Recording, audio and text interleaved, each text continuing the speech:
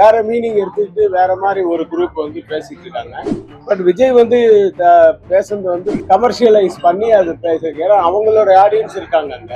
நாட்டுக்கு என்ன நல்லதோ அதை எப்படி பண்ணணுமோ அதை பண்ணா ஓகே. ஆமா, ரெடியா இருக்கு. படையப்பாலாம் ரெடி பண்ணி வச்சிருக்கோம். இதெல்லாம் ஃபுல்லா தட் இஸ் சிஜில இருந்து அதுல இருந்து எல்லாம் மாடர்னா இன்னைக்கு என்னெல்லாம் வேணுமோ அது இப்போ டால்பி அட்மாஸ், அப்புறம் ஃபிலிம் வந்து இது வந்து பிக்சர் வந்து இன்னைக்கு எல்லாம் மறுபடியும் எல்லாமே எல்லா ஒர்க்குமே புது படத்துக்கு பண்ற மாதிரி எல்லாமே பண்ணி படையப்ப வச்சிருக்கு. அது வந்து ப்ரொடியூசர் வந்து ரஜினி சார் தான். அவர் தான் டிசைட் பண்ணோம் எப்போ ரிலீஸ் பண்ணணும். ஏற்கனவே முத்து வந்து கவிதாலயா பண்ணிட்டாங்க. அது ஒரு 2 வருஷம் ஆச்சு. அது 25வது வருஷமும் நம்ம பண்ணாங்க. இது படையப்பாவும் 26 வருஷம் ஆயிடுச்சு. இப்போ 99 ஏப்ரல்ல வந்தது. 27 வருஷம் ஆச்சு கிட்டத்தட்ட. அதனால அது வரலாம். நிறைய படங்கள் வந்து ரீரிலீஸுக்கு கேட்குறாங்க.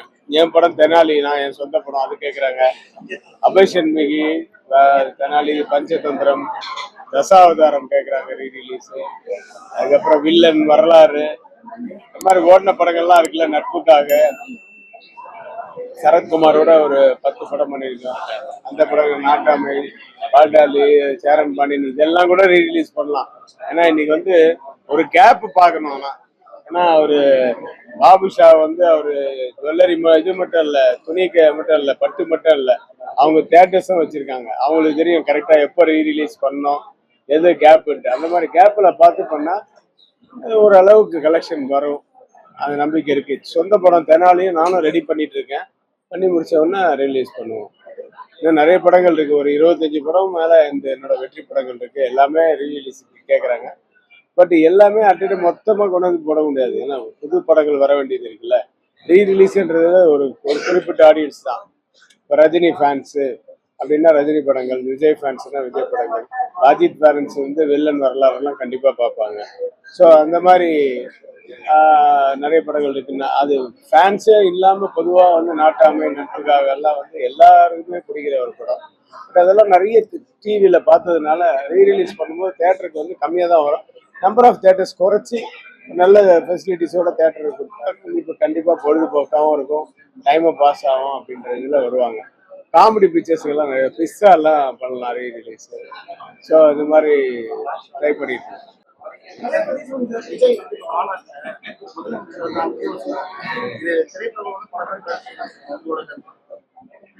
நான் அரசியல் எல்லாம் எனக்கு வந்து எனக்கு எனக்கு சம்மந்தம் கிடையாது, எனக்கு அனுபவமும் கிடையாது. பட் விஜய் வந்து பேசுறது வந்து தப்பா யாரும் எனக்கு எனக்கு படல. ஏன்னா அவர் வந்து நிஜமாவே நேர்ல பார்க்கும்போது குட் மார்னிங் அங்கிள், வணக்கம் அங்கிள், எப்படி இருக்கீங்க அங்கிள் தான் சொல்லுவாரு. அதை வந்து இன்னைக்கு பப்ளிக்ல சொல்லியிருக்காரு. அப்படிதான் நான் பாக்குறேன். அது அதுக்கு வேற மீனிங் எடுத்துக்கிட்டு வேற மாதிரி ஒரு குரூப் வந்து பேசிட்டு இருக்காங்க. அது வந்து அவங்களுக்கெல்லாம் நான் சொல்றேன், அதை விடுங்க. மற்றபடி நாட்டுக்கு என்ன நல்லதோ அதை எப்படி பண்ணணுமோ அதை பண்ணா ஓகே. அது யாரா இருந்தாலும் சரி இல்லையா. எனக்கு வந்து அவர் வந்து நான் என்ன நானே வந்து அதே ரெட் ஜெயண்ட்டுக்கு வந்து 2 படம் பண்ணியிருக்கேன். ஆதவன் பண்ணியிருக்கேன், இது மன்மதன் நம்ம பண்ணியிருக்கேன். அந்த டயத்துல எல்லாம் வந்து ஸ்டாலின் சார் வந்து அப்போ டெபுட்டி சிஎம்மா இருந்தார். அவர் வந்து படம் பார்ப்பாரு. நான் நிறைய தடவை மீட் பண்ணியிருக்கேன். அவங்க வீட்டுக்கு நிறைய தடவை போயிருக்கேன். நானே வணக்கம் அங்கிள் தான் சொல்லுவேன், ஆண்டி எப்படி இருக்கீங்கன்னு தான் சொல்லுவாங்க அவங்கள. அது வந்து தப்பான வார்த்தையே கிடையாது. அது வந்து தப்பான வார்த்தை கிடையாது. அவரு வந்து கொஞ்சம் கமர்ஷியலைஸ் பண்ணி அது பேசுறது. ஏன்னா அவங்களோட ஆடியன்ஸ் இருக்காங்க அங்க. ஃபுல்லா ஜனங்க பூரா அவருடைய ஆடியன்ஸ், அவருடைய கூட்டம். அந்த கூட்டத்தை ஜாலி பண்றதுக்காக அப்படி பேசியிருக்கலாம். அப்படி பேசுனதா தான் நான் நினைக்கிறேன். அவர் வந்து தப்பா ஒருத்தருக்கு குறை சொல்லணும்னு, அது குறை சொல்ற வார்த்தையே கிடையாது. இப்ப நான் இவர் அங்கிள் தான் கூப்பிடுவேன், பாபு அங்கிள் தான் கூப்பிடுவேன். அது என்ன தப்பு இருக்கு? அதெல்லாம் ஒன்றும் தப்பு கிடையாது. தமிழ்ல மாமான்னு கூப்பிட்டா வேணா ஒரு தப்பாயிருக்கும். அப்படி அவரு கூப்பிடலையே.